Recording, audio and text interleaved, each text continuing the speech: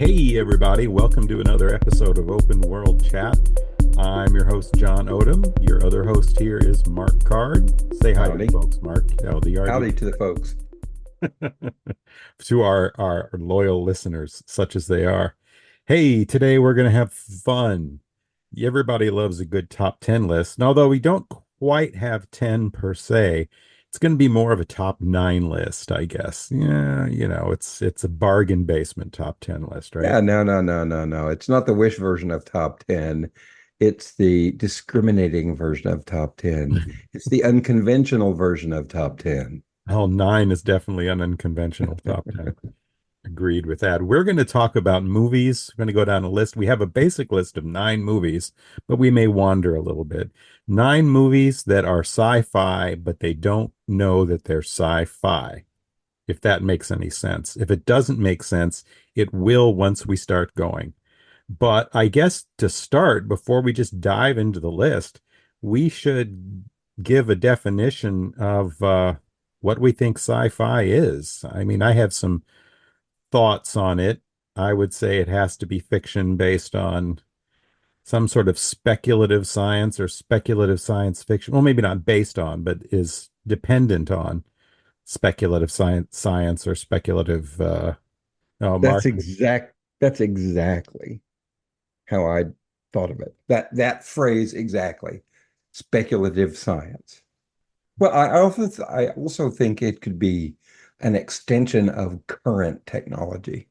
So current technology taken to its logical extreme. Yeah, I think so.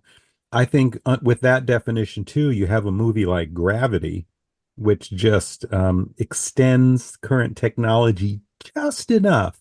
You know, it's close enough to reality. You could almost pretend it's not sci-fi, but tootling around like he does in his little suit with the jets and everything, that's an extension of current. So sci-fi. Yeah. And there's tropes that are going to be shared with sci-fi and fantasy, and that makes this hard to parse out sometimes. I want to add something to that. I think if it's going to be real science fiction, it has to be a component of it. I don't think it has to be the main point, but I think a component of science fiction is it has to have some kind of social, economic, political commentary as part of it. It has to be used to kind of magnify human nature, human fallibility. Even if it's stupid, though, right? Oh Even yeah, if it's a especially if it's stupid. if it's a really dumb version, like something simple and dumb that just gives us a moral to the story, that would meet that definition, really, just in a dumb, bland way, right? Hmm. Well, one before we get started, I think it's worth mentioning too some shared tropes that you see between fantasy and That's a great science idea. fiction. Yeah. Yeah, one of them is the ancient artifact. Hmm. The ancient artifact. The Yep. ancient heart attack can be sci-fi or fantasy. It just depends on whether it's magical or not, because there are artifact technology stories out there that are ancient civilizations tech. And Hmm. and so I think that gives you some room, if it's not defined one way or the other, to sort of pick your poison there, right? Sure. Yeah. No, I agree. The other one that I always think of are all the body swap stuff. Definitely. Yeah, To, there's to my knowledge, we don't have that technology yet. yeah, but I mean it's shared because I think if you look at most of the Did I body lose you? swap movies, they're magical, so that doesn't count. Well, not necessarily. There's Asimov's old saying that sufficiently advanced technology will be indistinguishable from magic. Well, that's true, and I think that may feed into one of your contributions to the list, but I won't. It does indeed. That's We the whole won't. reason You why I won't brought get to that until a little later. Yeah. So, and these are in no particular order, no order of quality, no order of nothing. But the first one I have, so we'll call it number 9 and count down backward, is Life After Life. which is a BBC miniseries from 2022. It was a four-part series created by Bash Duran, and it adapts a novel. Hmm. It's based on the novel by Kate Atkinson, also called Life After Life. And the story is it follows this woman. Her name is Ursula Todd, and this is the first half of the 20th century. And it starts off with we see her being born, but she dies in childbirth. Then we get a little mystical effect, right? And then we see her Right. being born and she survives. And then we see her going through her life. And for example, and there's many examples, we see her as a girl up on a windowsill falling off the window, out of the window, and then she dies. Then we get the little cosmic effect and we see her being born again and we go through it again.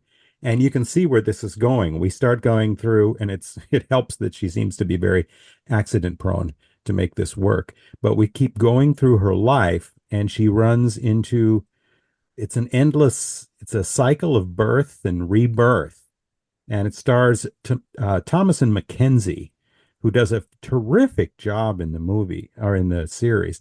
I'm not a fan of this series, but I got to give her props. She does a good job. But there's all kinds of deaths. She's run over by a car. She's killed by an abuser.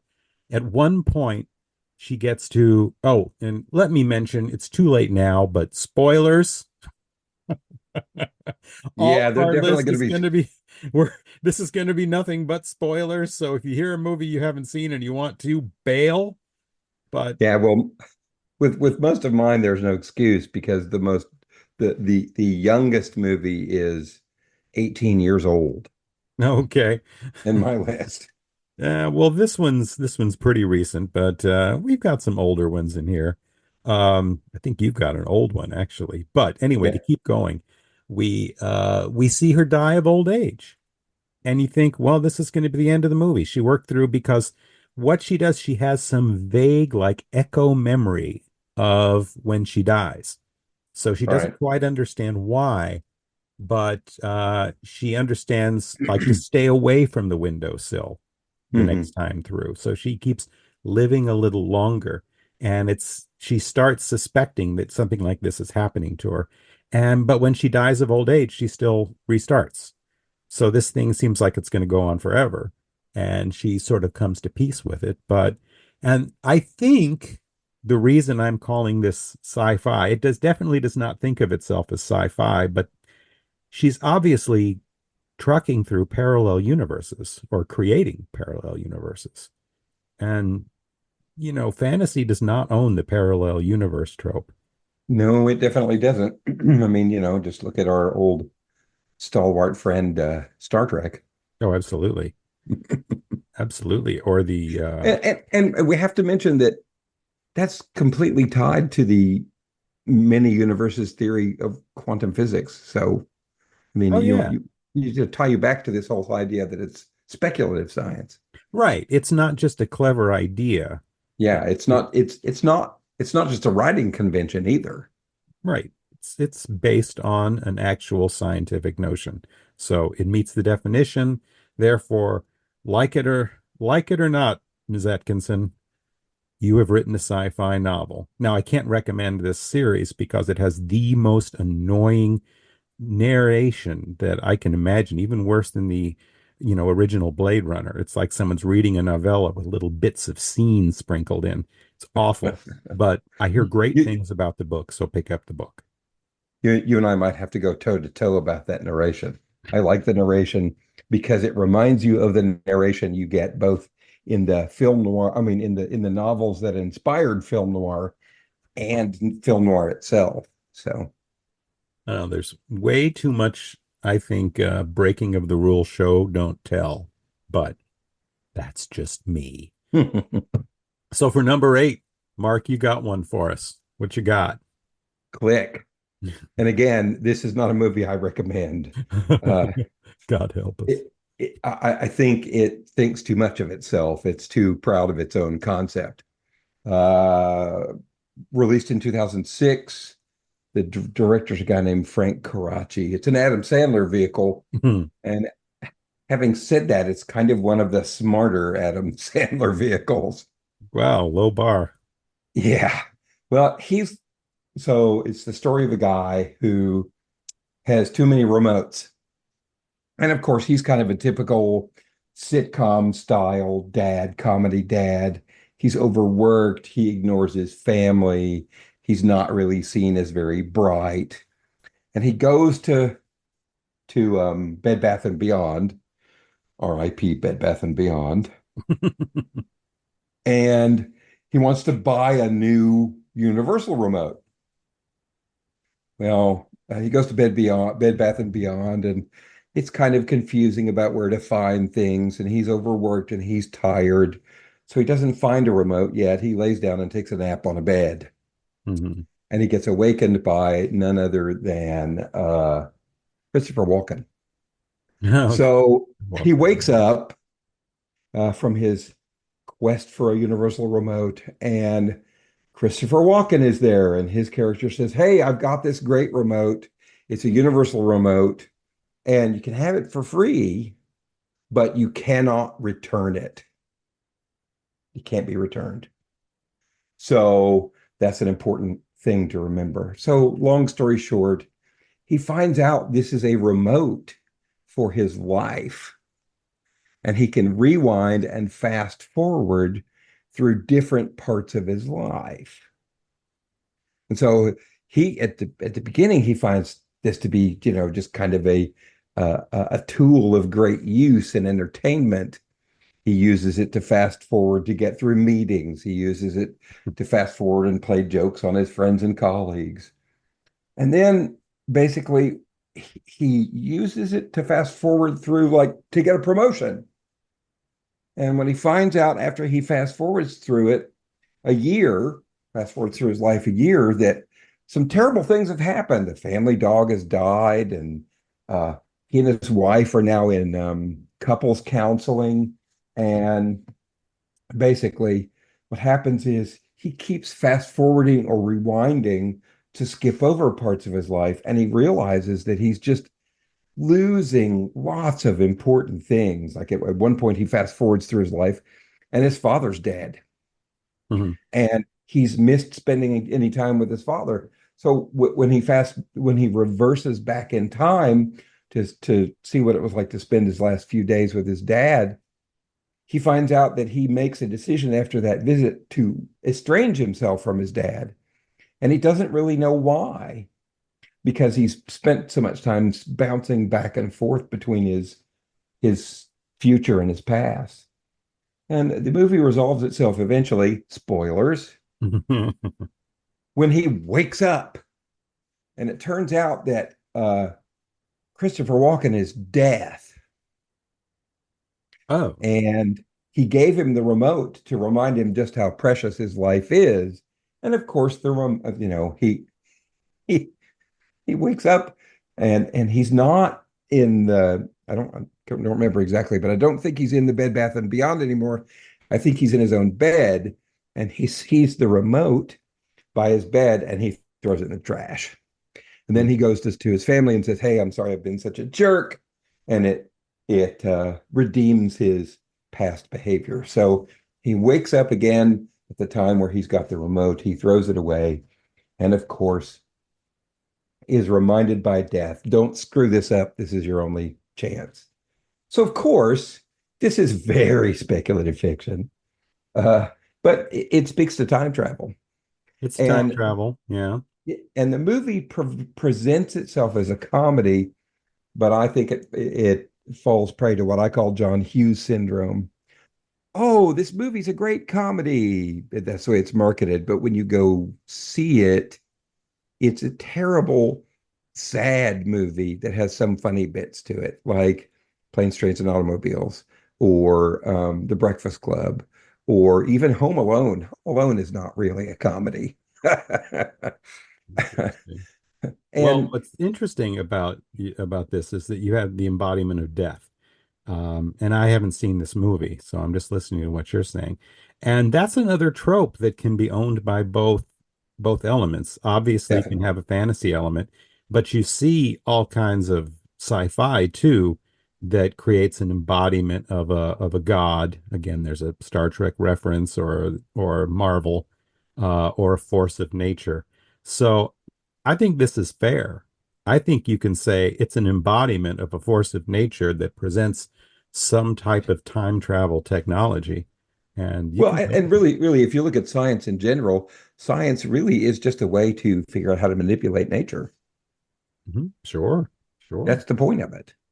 Well, the next one I've got for number seven, and this is my favorite on the list because by God, I don't think there's anything ambiguous by it, and I'm sticking to it. And Okay. that's 2001's Ocean's 11, a remake of the Rat Pack movie. It was directed by Louis Milestone, and it starred everyone, of course. And I bet most people have seen this movie, but it's got, the lead is George Clooney, but it's also got Matt Damon and Brad Pitt and Julia Roberts and Casey Affleck. It's got Carl Reiner. Elliot Gould. Right, right. It's got Rhodey in it. It's Yep. it's doing a really kind of a rough accent, but that's all right. And the idea, it's a heist movie, right? It's Yep. a lot of would say it's the heist movie where the Clooney leading the pack here, Clooney and Pitt want to plan a heist of this casino. And that's where we have Andy Garcia as the casino owner. It's like any other heist movie. You have to get together a bunch of people who have different skills and they create this elaborate plan to get past all the various security and it has the same ending. They're successful. They're doing things like getting someone who can fold up into a box because he's a contortionist who get a sneak in and he gets out. There's a point where they sneak out money and stuff by posing as members of a SWAT team. It's got a lot of things like this, but one thing it has that the plot depends on is to stop some of the electronic surveillance. They go out and they get this MacGuffin. It's an electromagnetic pulse machine. It's an EMP machine. They set it up. It's something somebody has some connection to. I don't know what kind of connection you have to get an EMP machine. And they set the thing up to time it to turn off, I think it's the elevator security. And they fire this thing off and it causes a blackout in the whole area. And it's a small part, I suppose, looking overall of the movie, but the fact is that's technology that doesn't exist. That's technology that's not likely to exist. And What the even the way they hell? fire it off with the broad effect it has over such a large area, uh, that makes it even more unlikely and destructive. So, anyways, this is a movie. It depends on speculative technology. Without it, the story doesn't exist. Therefore, Ocean's 11 is sci-fi. Full stop. The EMP device exists in technology now, but not one where you can localize it to a small area. It's called a nuclear weapon. Well, that's different though. I mean, No, that's that's exactly right. That's what I'm saying. But yeah, the one in Ocean's 11 is small. It's localized. You don't have to deal with, fallout and a wall of fire and and a nuclear shockwave. right. So next on the list is one that you had us put on, and you may have to sell me on this one. So I want to hear where you're going. So go for it with number six. It's metaphorical, and we'll talk about that in a second. So number six is the classic movie Raiders of the Lost Ark. Steven Spielberg directing, Lawrence Kasdan writing. This is a science fiction movie. And just while we were discussing things, I figured out the connection to make this argument more tenable. So we're going to go back to the ancient artifact trope here. And so the basic plot of the film is that Indiana Jones, University of Chicago archaeological professor, finds out through a connection the Nazis are hunting the lost Ark of the Covenant. And so they have to put together this tiny little team to go and find it before the Nazis do. They gallivant all around the country trying to figure out where it is and how to find it. And when they find it, of course, the Nazis gain control of it and they decide they're going to open it up. They tie up Indy and his girlfriend and Marion and try to uh, see what's inside it. Well, we all know what happens when they open it up. We get Milty these, face, milty face. yes, you get the melty face special effects and you get the huge flame deluge. And all the Nazis get killed because they dared to look upon the instrument of God. Right. That is ancient technology. Oh, yeah? And the argument I'm going to make here is that that is a metaphor for nuclear weapons. That's interesting. That I And the never reason, thought the of. reason, the reason why it's a metaphor for nuclear weapons is it doesn't matter whose hands it ends up in, it still possibly may cause the death of both sides. So now instead of doing what we should have done with nuclear weapons and put them away in some Smithsonian attic, that's exactly what they do with this ancient technology. And so the reason why I think this is really science fiction is the whole reason why the Nazis pursue the Ark is it's an advanced technology that's millennia old, which can help them win the war. Mhm. And so what happens is you have a technology race going on all the way through World War II. People trying to invent jet aircraft, people trying to invent nuclear weapons. Electronic warfare comes from World War II. You even develop, Operation Fortitude, which was the use of electronic signals to fool the Germans into thinking we were massing a huge army with all these fictional units that only exist in radio on the Pas de Calais instead of invading at Normandy. Okay. So I think this is a metaphor for the nuclear arms race. All right. And that's part of the definition of sci-fi. That's interesting to make that sort of metaphorical component part of the definition of sci-fi. At least when you're talking about technology.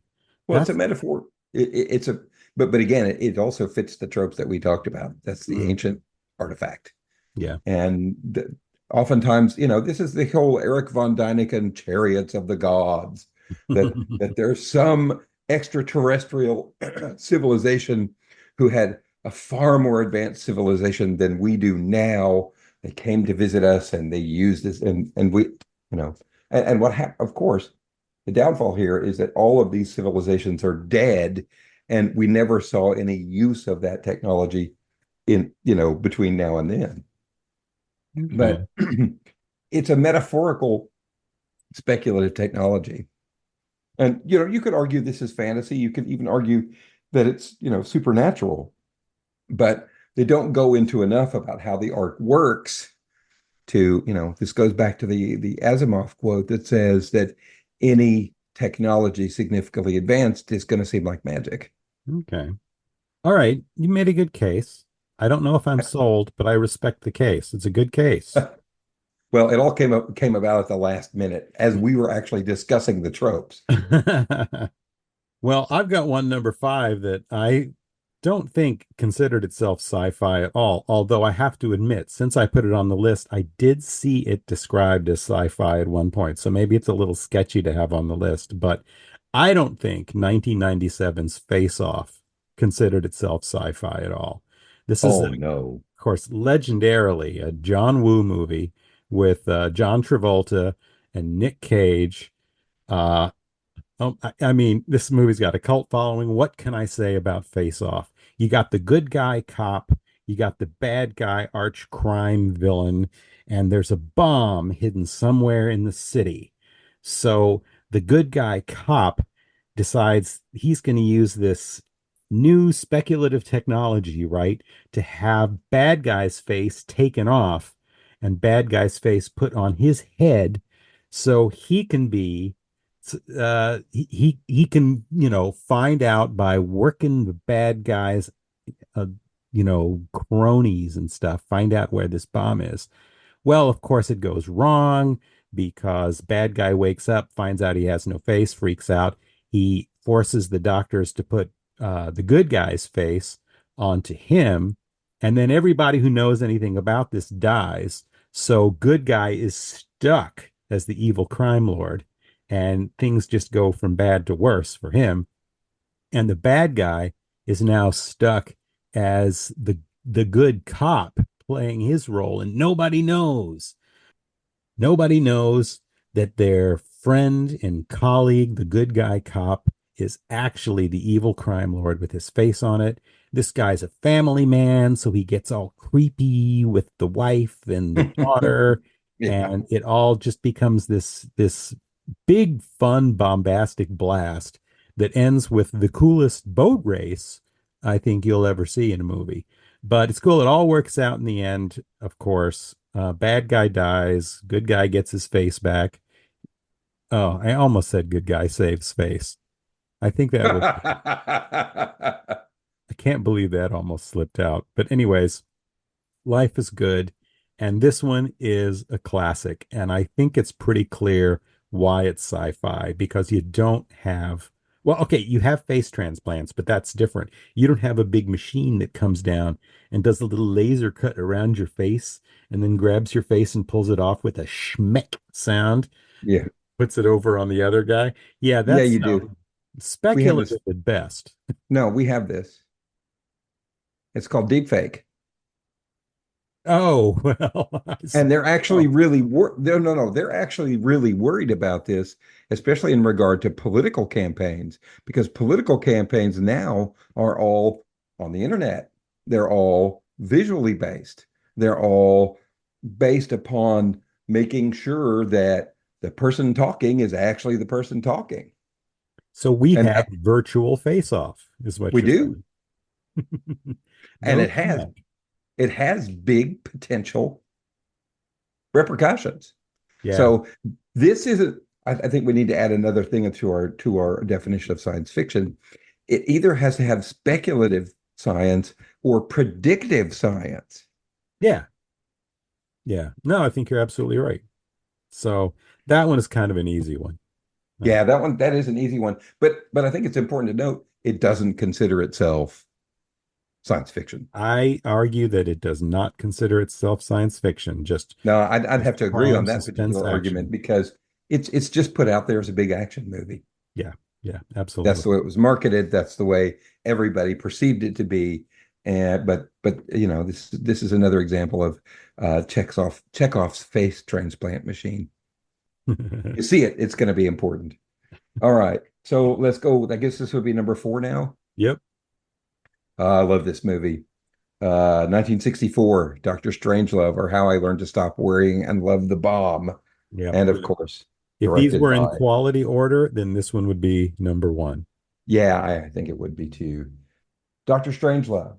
It's the story of a a, a base commander, a strategic Air Force, a strategic air command base commander who goes crazy and basically starts World War III.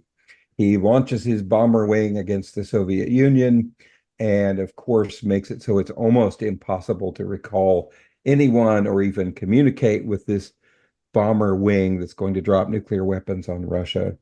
And it's divided between the political leaders dithering about what to do to stop these guys, both the Soviet Union and the United States, and the bomber crew, which, by the way, has an early film appearance of what later film legend?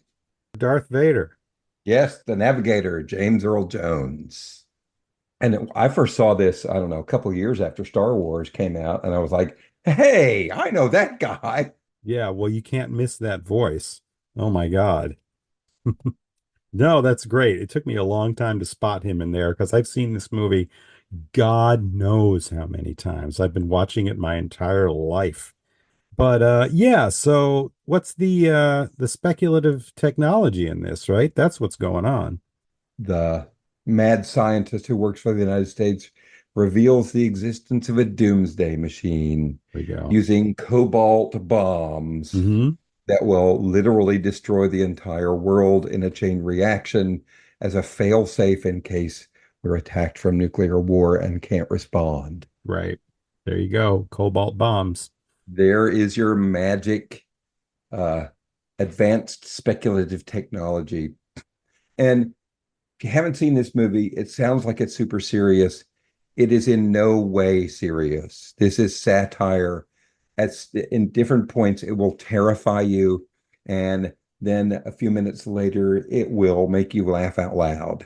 You have to understand Peter Sellers is in it, and he plays multiple roles, including the mad genius, including a British Air Force officer who's trying to convince the crazy American bomber, commanding officer of the bomber wing, to give up the code so they can recall them, and the president, the weak, ineffective president of the United States, who just can't figure out how to deal with the crisis. Right. So it's very funny, but it's also terrifying because it points out the absurdity of mutually assured destruction. Right. But it all predicates on the idea that we have this cobalt bomb technology, which will be automatic if there's an attack on the United States. It Hmm. just doesn't exist. It still doesn't exist. So it's a science fiction movie, but it's portrayed as a satire of the military industrial complex, bad politicians, and of course, the thing that saps our bodily precious fluids, fluoridated water. Right on. Yep. Yep. It's a classic. Well, moving on to number three, because I think Doctor Strangelove is absolutely non-controversial there. That's a Yeah, I think sci-fi it is movie, and too. that's the way it is. Another one that I think is non-controversial, but I think as little time spent on talking about it as possible, is director Nancy Meyers, who did the remake of The Parent Trap and wrote Private Benjamin and Father of the Bride. So you know what kind of movie we're going to get to here. It's Yeah. What Women Want with Mel Gibson and Helen Hunt. They work in an advertising agency. Mel Gibson's character is an asshole chauvinist. Helen Hunt Also, is it's autobiographical. right. It'd be even worse if it were autobiographical. My God, Yes. that guy's a psycho. But Helen Hunt is the up and coming new executive who's got the great ideas and is gets the job that Mel Gibson thought that he was entitled to and that he would get for sure. So he can't stand her. Well, then what happens is he has an accident. He doesn't pick up some magical earrings. He doesn't open a fortune cookie. He drops or he gets himself electrocuted in the bathtub with the hair dryer. So what this is, well, first of all, then he gains the ability to, let's call it chromosomally tied telepathy. He can read women's minds, right? And what we have in a sense here is a superhero origin story because the guy, of course, is an ass. He ends up getting Helen Hunt fired. Then he uses his powers just for evil in general, but he comes around and becomes a decent guy. So he has the tech accident, he gets the power, he comes around. In this one, he loses the power in a lightning storm. A lightning storm is what gave the Flash his power, right? So there you go. Right. Yeah. Sci-fi, pure sci-fi. They end up together in the end. It's one of those wonderful stories by Nancy Myers, so we know how it's going to end, but absolutely sci-fi. Now, I almost Yeah. wonder if it doesn't know it is, but I doubt it. Yeah. It definitely fits into the superhero genre. No, no power, completely kind of uh, clueless about his behavior, and then zap, literally. Now he can get empathy through electricity. Yeah, that's definitely. Right. He ends up, saving someone from committing suicide through his mental powers, or at least partially through his mental powers. He discovers that with great power comes great responsibility. So there you go. There you go. So number two on the list is a movie I love, Sliding Doors from 1998. This is a I Gwyneth. love this movie too. It's a great movie. It's Gwyneth Paltrow doing a pretty passable English accent, I think. It's written and directed by Peter Howitt, who is not a big name, although I found out that he directed Johnny English, which is really weird.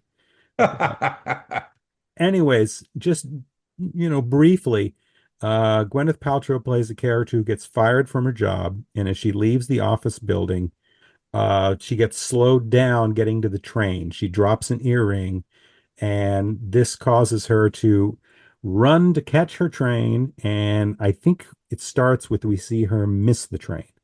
Mhm. She's all frustrated, and her sucky day is even suckier. Well, then we rewind, and then we see her running to the train, and she gets to the train. And what you have then is two parallel stories that are told throughout the movie. You have the continues through, they're similar but different, all on whether she makes this train or not. She ends up in one universe, and that's why I'm calling it sci-fi, as we're dealing with parallel universes. I think that's obvious. I don't think it knew that's what it was doing. But in one timeline, she finds out her boyfriend is cheating on her. In another one, then she doesn't. And she ends up in the end, what is it? She's pregnant and she ends up dying. And am I making that up? Isn't that how it went? No, no, no, you're not making it up. All right, because I don't remember it all that well. And in one version she dies, and in one version she doesn't. And what's interesting is up to that point, you don't have an obvious best timeline. It's each of them have their pros and each of them have their cons, and I think that's part of what makes it a really interesting movie. In fact, having her die in one at the end is kind of a cop out, so that there's a clear Yeah, one well, to pick. I think the problem with these movies is you end up writing yourself into a corner. Yeah. Yeah, you have lots of different opportunities, and if you don't pick a best timeline, then you kind of just have to find a way to end it. Yeah, and that's a shame because I don't think you have to do that. I think you can, either one of these stories that you write, well, any story that you write can have a clean ending that doesn't end in death. So why don't That's we true. have two of them that don't, and then leave it a little more ambiguous and for the viewer to decide. But Yeah. you can't do that. I don't want to do that thing that reviewers do and just say, well, this movie was good, but it would have been better if it had been a different movie. This is the movie it was. It's a great movie. I recommend it. Yeah, and Gwyneth Paltrow does a great job. It's very engaging and it's charming. And the reason why it's a sci-fi movie that doesn't know it's a sci-fi movie is this is marketed, advertised, presented in even the writing and the cinematography is a love story. Hmm. And what happens if you make different decisions? Well, uh, we don't live in quantum time where you can experience the simultaneous effects of past, present, and future all at once. So you have to divide it up like this. So, yeah, I think this is a really good example because it explores the idea of past, present, and future alternatives always happening all at the same time. Yeah. Yep. Yep. Parallel universes. There we Yep, I go like that one again. a lot. That's a great one. Now we're down to the number one, huh? What you Number got? one, I don't know anybody who doesn't love this movie, Groundhog Day. Groundhog. 1993, the fabulous Harold Ramis of Second City television fame. Or I like to subtitle this movie Bill Murray's Very Bad, No Good, Horrible Day. So, cynical reporter has to go and do a puff piece on Punxsutawney Phil on February 1st. Gets trapped in a time loop, which we have no idea why or how. Goes through Punxsutawney Phil. They get snowed in. He goes to bed in a lovely B&B in Pennsylvania and wakes up and relives the day before.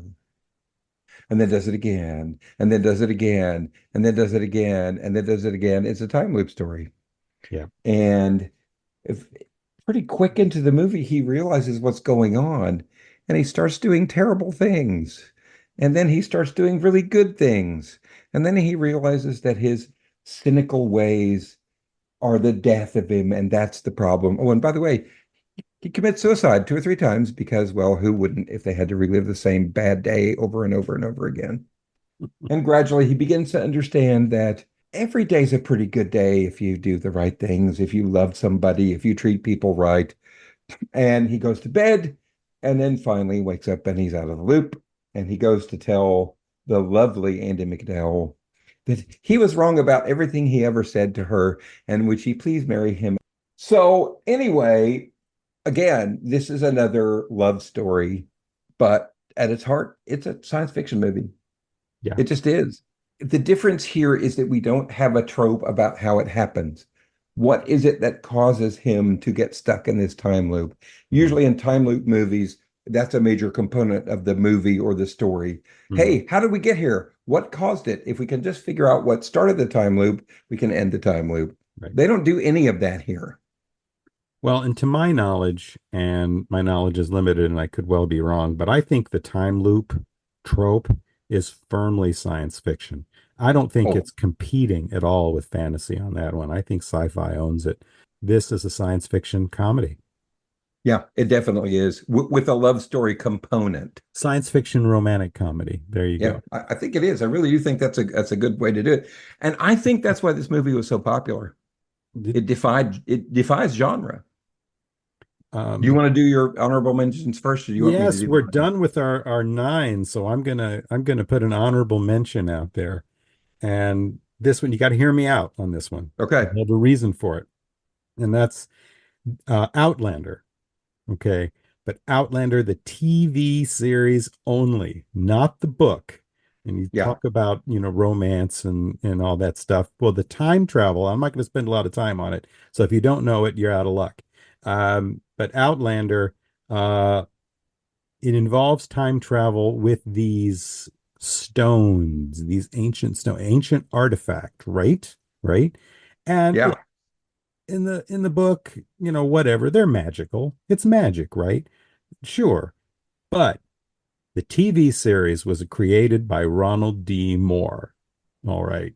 And Ron Moore of Star Trek, the creator of Battlestar Galactica. I know there's other things I'm forgetting. He's got quite the resume. So if it's a Ron Moore story, then those It's stones were ancient alien technology, and I stand by it. So that's just an honorable mention, but by I'm, God. I'm gonna I'm gonna back you up. Again, any technology sufficiently advanced is indistinguishable from magic. Oh, right. Well, that fits totally with your Raiders of the Lost Ark theories. That's Any yeah. any sufficiently advanced technology will be indistinguishable from magic. That Mhm. guy was so good. All right, I've got a couple of them here. Any James Bond movie Oh, Spy-Fi. We didn't talk about Spy-Fi. This is very with controversial. any James Bond movie with a crazy plot that the villain has, which involves stuff that just doesn't exist. Oh, yeah, and all the gadgets and gimmicks that Bond has. Now, That this is that is interesting. science fiction. Well, this is actually controversial in science fiction circles. They talk about spy-fi. Does spy-fi count, or is it its own genre? And that is an argument and a debate that goes on endlessly. So I'm so glad you brought those up. Bond movies for sure. And the crazier the villain's plot, the more of a science fiction movie it is. And I'll tell you, I blame Moonraker. Oh, I think you go back to the very beginning. There's Oh, yeah. goofy speculative technology from the outset. Yeah. So But I definitely think Bond fits in this category. yeah, Got another one, which is not just time travel or parallel universes. It's really linked to a very much misused theory of thermodynamics. You ever seen the movie called Butterfly Effect? uh, Ashton Kutcher, Ashton Amy Kutcher. Smart. I think I did see it, but I've completely forgotten it. It's one of those ones. So Ashton Kutcher plays a kid who, at a very young age, through his writings, his journals, he's abused. He lives a terrible life. He's got these friends, and their friends have really bad lives. And from a young age, he realizes that he can travel back in time. Mhm. And he falls in love with one of these women that, he grows up with. And Oh, there's doesn't an, she become like a heroin addict or something in one yes. version? Okay, I have seen this. Yeah. And so he tries to keep using this ability to go back in time to make her life better. and every time he does it, there's a crazy consequence that either makes their life better, I mean their life worse and his life better, or his life better and their lives worse. And it's revealed through the movie that he inherited this power from his dad, who's in an insane asylum, because he's evidently he tried to do the same thing to help deal, to prevent Ashton Kutcher from having a terrible life. But the name of the movie, and really the convention of the movie, comes from chaos theory. And chaos theory is a theory of thermodynamics that says that small changes in the pattern of the exchange of energy can cause much larger changes down the road, even though you don't see a specific pattern which might cause that change. So, the old saw is that if a butterfly flaps its wings in the Amazon, then things can happen catastrophically somewhere else on the planet. And so this is just the application of that theory to time travel, that Mhm. you can't actually have any way to uh, affect a timeline in any predictable manner, because small changes can have massive changes down the future. Mhm. But what I think is interesting about this movie is the original ending that was filmed.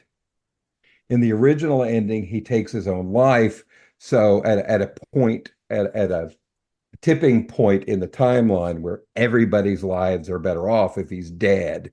Mhm. But in the original movie, that was a theatrical release. In the original movie, he strangles himself in the womb with his umbilical cord to prevent any of these changes from ever happening. Well, this has been a lot of fun. You got our list of 9 plus. So in 2 weeks, we'll be back with something equally fun or more fun, I'm sure.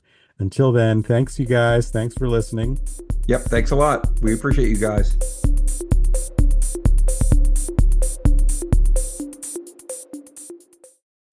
Our theme music is by Christopher Piatek.